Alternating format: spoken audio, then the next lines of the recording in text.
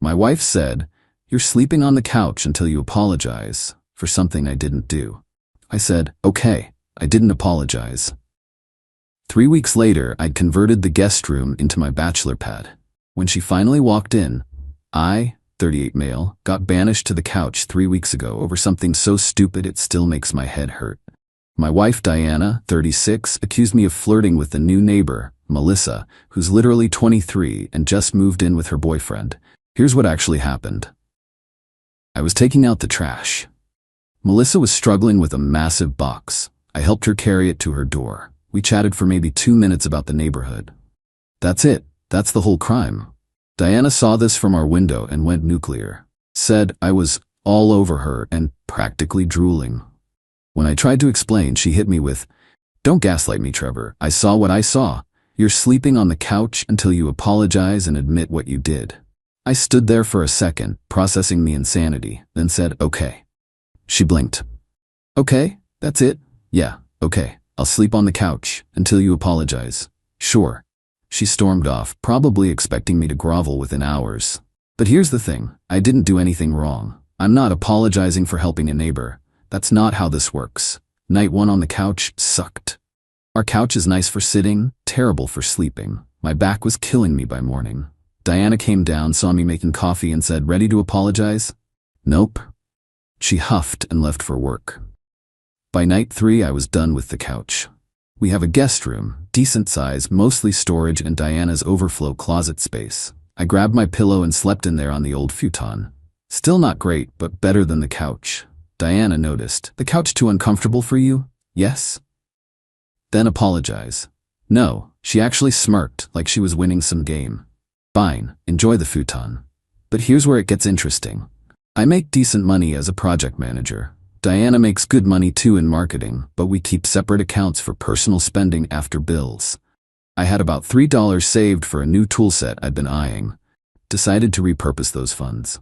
Day 4, ordered a memory foam mattress, queen size, $800 with same-week delivery. Day 7, hit up Facebook Marketplace. Scored a leather recliner, $200, solid wood desk, $150, and a 55-inch TV someone was dumping for $300. Borrowed my buddy Rick's truck, moved it all in while Diana was at her sister's. Day 10, Amazon Prime is beautiful. If microwave $60, microwave, installed some floating shelves, if $50. Got a nice rug, $120, that really tied the room together. Day 14, this is where I might have gotten petty. Bought a PlayStation 5, $500, and a soundbar, $200. Also grabbed some blackout curtains, $40, because why not? Day 18, the finishing touches.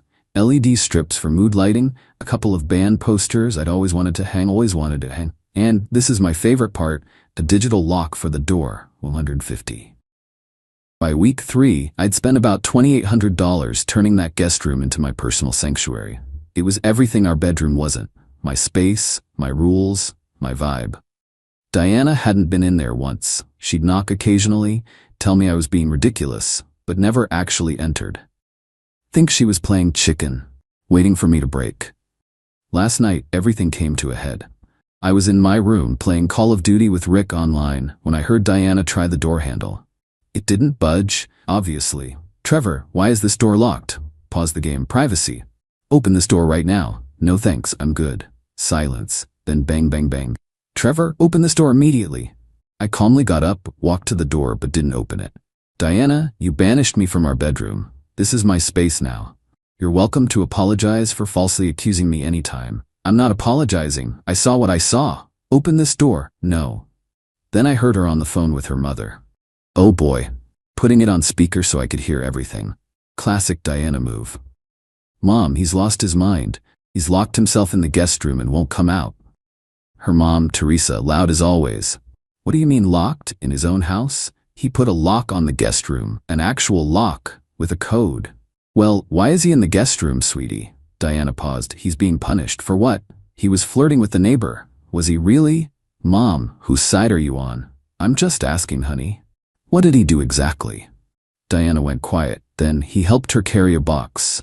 Even Teresa went silent. Then, that's it. You didn't see how he was looking at her. "Diana, sweetie, maybe you should apologize." I can't believe you're taking his side. She hung up, then more banging. Trevor, I'm getting a locksmith. Go ahead, I called back. I own this house too. I can put a lock on any interior door I want. Check the law. I had actually Googled this already. As long as it's not preventing egress in an emergency and both parties own the home, interior locks are generally fine. She must have Googled it too, because she stopped threatening the locksmith. Then came the texts. Oh man, the texts. This is insane. You're acting like a child. That room is for guests. All your clothes are still in our room. Me, I bought new clothes. They're in my closet now. Your closet? It's a guest room. Not anymore. You can't just claim a room. You claimed the whole bedroom. I'm just working with what I've got. That's different. You were being punished for something I didn't do, so I made alternative arrangements. This is stupid. Come back to our room. Did you just invite me back? Only if you apologize. Then no thanks. I'm good here. This morning, while I was at work, she finally went in. I have a camera in there, legally placed. It's my room now. Watched her jaw literally drop when she saw the transformation. She stood in the doorway for like 5 minutes, just staring.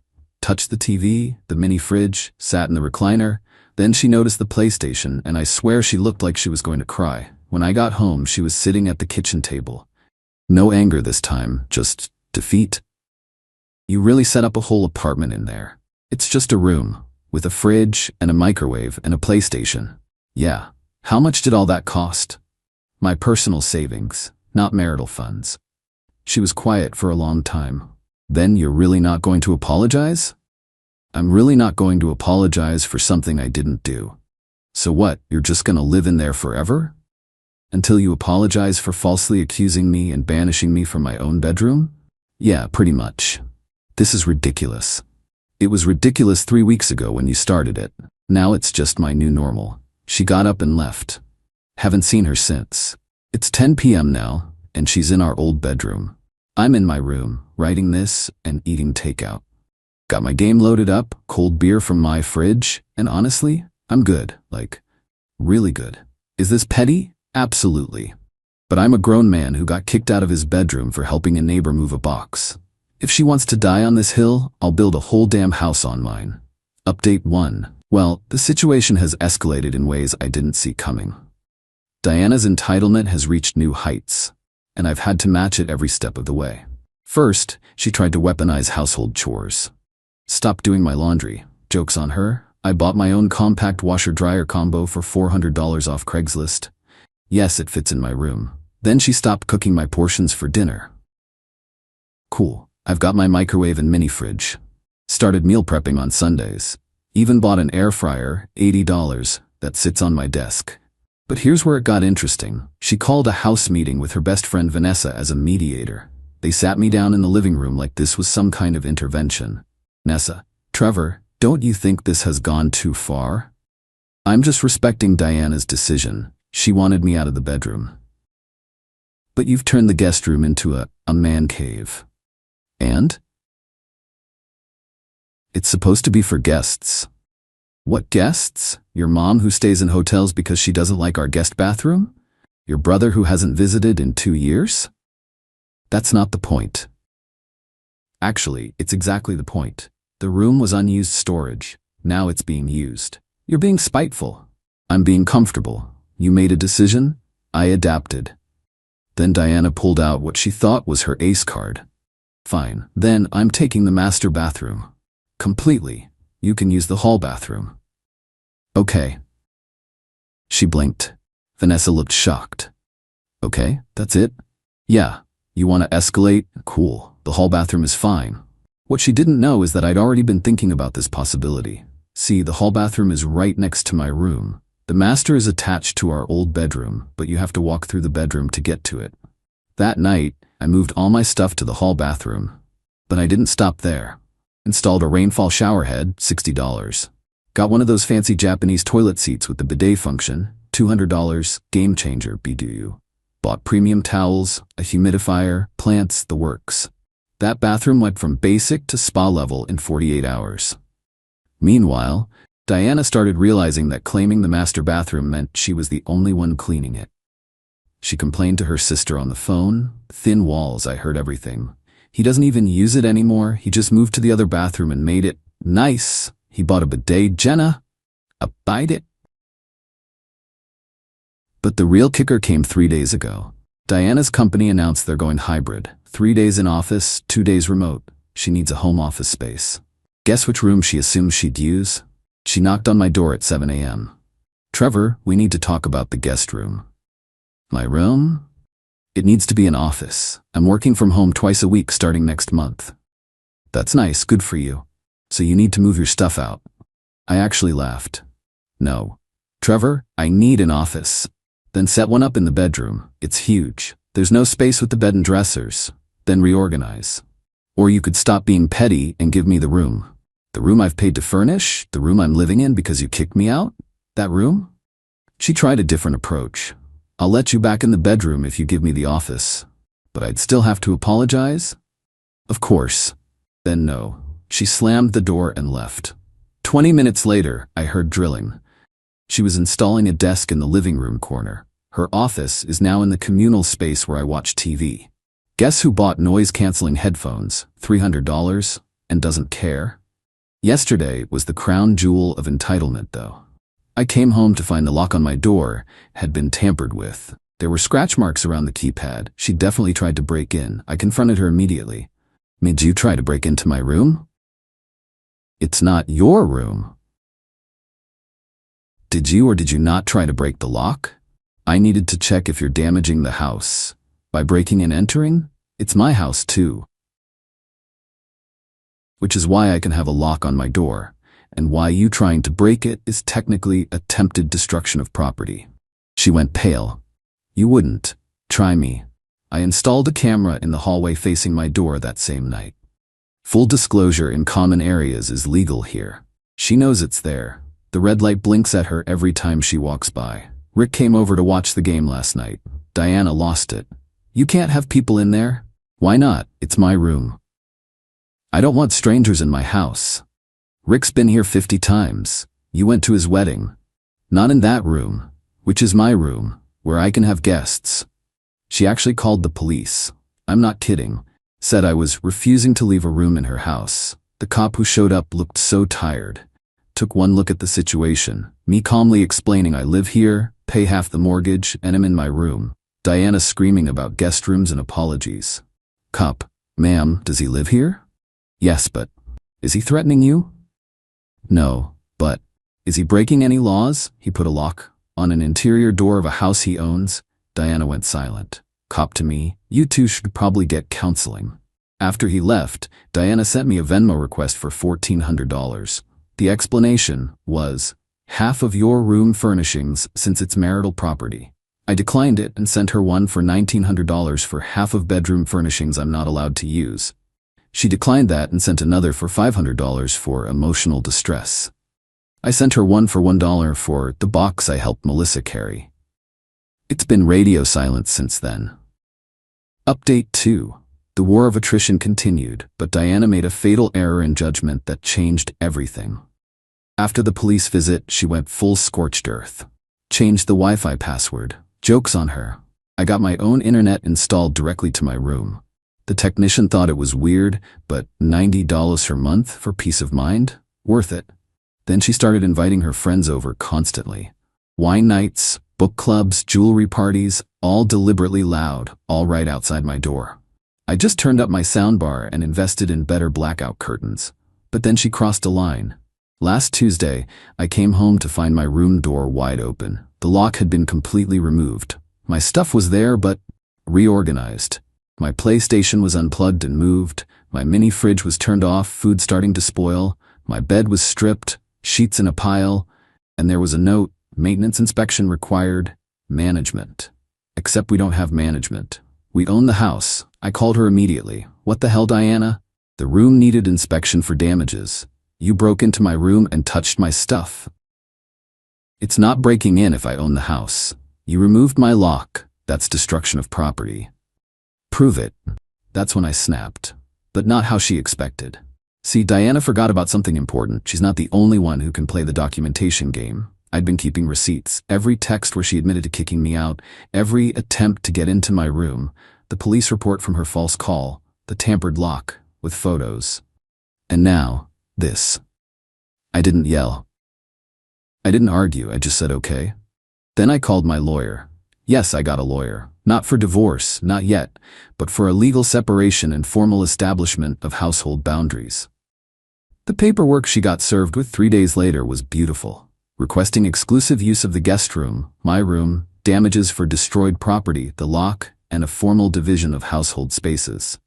She came crying, actually crying. You got a lawyer? You broke into my room and destroyed my property. It's a lock, Trevor, that you destroyed. After kicking me out of our bedroom for helping someone carry a box, you're gonna destroy our marriage over this? Me? I'm just sleeping in a guest room. You're the one who's been escalating for 6 weeks. Then came the sob story. I'm stressed. Work is horrible. My mom's on my case, and you just abandoned me. You literally kicked me out. I wanted you to fight for us. By apologizing for something I didn't do, by showing you cared. I showed I cared by respecting myself enough not to be gaslit. She retained her own lawyer, who, according to my lawyer, basically laughed at her case. Kicking your spouse out of the bedroom, then claiming abandonment when they sleep elsewhere. Destroying their property, then claiming ownership. Good luck with that. But here's where Diana really shot herself in the foot. She decided to win by making me want to come back. Started walking around in lingerie.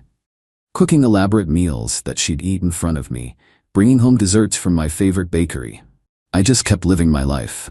Meal prepping, gaming with Rick, working on some coding courses I'd started. Then she brought out the nuclear option. She invited Melissa and her boyfriend over for dinner. Didn't tell me, of course. I found out when I came home to them in my dining room. Diana all smiles, serving wine, being the perfect hostess.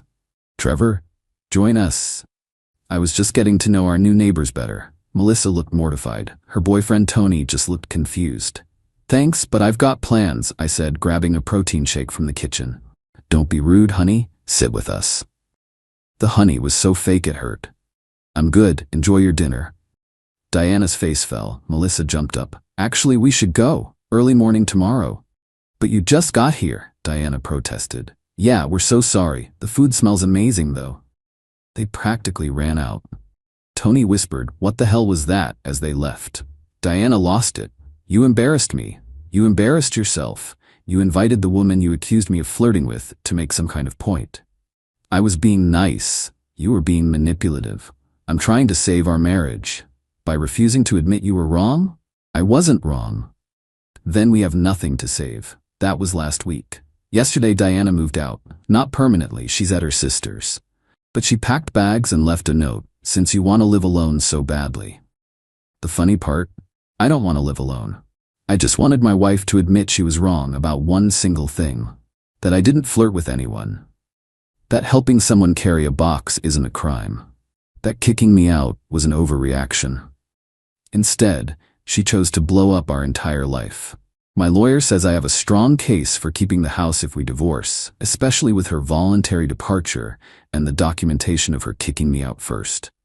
But that's not what I wanted. I'm sitting in my room, my really awesome room, writing this update. The house is quiet. Too quiet. But I'll be damned if I apologize for something I didn't do. She texts me every few hours. Ranges from, "I miss you," to "You're ruining everything," to "Just say sorry and we can forget this." 6 weeks ago, I helped a neighbor carry a box. That's it. That's the crime that apparently ended my marriage. Final update. It's over. Not the marriage, that's definitely over. But this whole insane saga finally has an ending. Diana stayed at her sister's for 2 weeks, posting passive-aggressive quotes on social media about knowing your worth, and when someone shows you who they are, believe them. The irony was lost on her. During that time, I got the house appraised. Consulted with my lawyer about buyout options. Started therapy, honestly should have done that years ago. And yeah, I kept improving my room. Added a small beer fridge. Why? Because I could. Then Diana made her move. She came back with her brother Kyle and a U-Haul. No warning. I was working from home. My company's been flexible about it when I heard them outside. She walked in like she owned the place, which technically she half did. I'm taking my things, okay? And the bedroom furniture. It's half mine. Then I'm taking the bed and the dresser. You can have the nightstands. Cool. She was trying to get a rise out of me. When that didn't work, Kyle stepped in. You really messed up, man. You know that? How's that, Kyle? You humiliated my sister, made her feel unwanted in her own home. She kicked me out of our bedroom for helping someone carry a box. That's not what she told me. I'm sure it's not, Diana interrupted. I want the TV from the living room too. That's mine. Bought it before we got married. I don't care. The receipt I have says otherwise. She turned red. Fine, the kitchen appliances then. We bought those together. You can have half. How do I take half a microwave, Trevor? That's your problem to solve. Just like me sleeping on the couch was mine. Kyle tried to grab the coffee maker. I stood in front of it. That's from my room, bought it 6 weeks ago. Prove it. I pulled up the Amazon order on my phone. Diana grabbed the Keurig from the counter instead. This one then. Go for it. They spent 3 hours going through the house, taking things, leaving things, arguing over everything. Diana tried to take my gaming chair from my room. This was in the guest room originally. Yeah, and you kicked me into the guest room. It's mine now. A judge won't see it that way. Then let a judge decide. She backed down. The real explosion came when she found out I'd been documenting everything. Kyle was loading boxes when Diana came storming down from the attic. You changed the locks on the attic storage? No, I put a padlock on my section. Yours is still open. How did you even divide it? Tape line down the middle. Your Christmas decorations and old clothes are on the left. She went up to check, came back furious. You took more space. I took exactly half, measured it. This is pathetic, Trevor. We're adults. Adults who got kicked out of their bedrooms don't usually measure storage spaces, but here we are. Kyle jumped in again. You're being a petty little. Kyle, choose your next words carefully. You're in my house. It's Diana's house too, for now. That stopped them both. Diana, what do you mean for now? I mean we're getting divorced. The house will be sold or bought out. This ends. You're divorcing me? Over this? Over you kicking me out, falsely accusing me, refusing to apologize, breaking into my room, destroying my property, calling the police on me, and now taking half our stuff? Yeah. I don't want a divorce. Then you should have thought about that before you made helping a neighbor a capital crime. She actually sat down on the floor, right there in the hallway. This isn't how it was supposed to go. How was it supposed to go, Diana? You were supposed to apologize, sleep on the couch for a few nights, feel bad, then come back and appreciate me more. Appreciate you for falsely accusing me, for fighting for our marriage. That's not fighting for marriage, that's playing games. Kyle helped her up. Come on, Dee. Let's go. I'm not leaving. This is my house. You left already. You're at Jenna's, remember? She tried one last manipulation. If you loved me, you'd apologize just to end this. If you loved me, you wouldn't need me to apologize for something I didn't do. They left with the U-Haul half full. Diana crying, Kyle muttering threats about lawyers. The divorce papers were filed 2 weeks ago. She's fighting it, demanding counseling instead. The counselor we saw, court-mandated mediation, took one look at our story and basically said, yeah, this is done. Diana's lawyer advised her to take the buyout offer. I'm keeping the house, paying her half the equity. It's worth it to me. My room is already perfect, and now I get the master bedroom back too. Might knock down the wall, make a huge suite. Who knows? The last text exchange we had. This is really it? Over a box? It was never about the box. Then what? It was about respect, trust, partnership. You showed me you don't believe in any of that. I was jealous. It's normal. Jealousy is normal.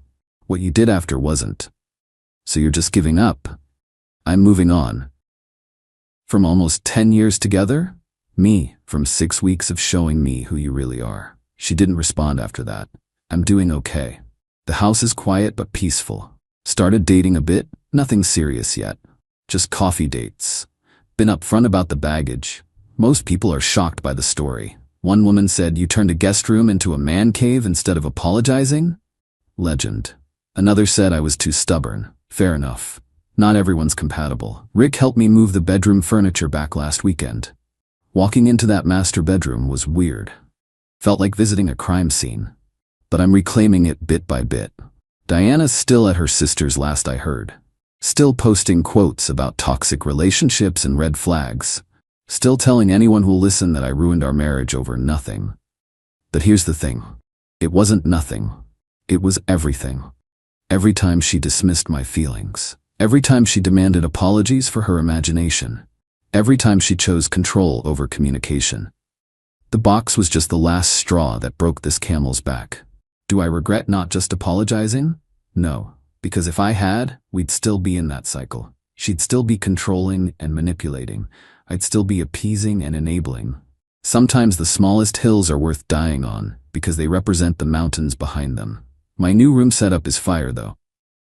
Kept the gaming rig in there. Master bedroom is just for sleeping now. Best of both worlds. Thanks for following this insane journey. I'm closing this chapter and moving forward. To everyone in similar situations, don't apologize for shit you didn't do, not even once. It never ends there. Peace out. P.S. Melissa and Tony had me over for beers last week. They told me that dinner was the most awkward experience of their lives. Diana apparently spent the whole time talking about how great our marriage was, while obviously fighting back tears. They felt so bad they almost moved. I told them the story. Tony bought the next round and said, "Dude, you dropped this. Good neighbors."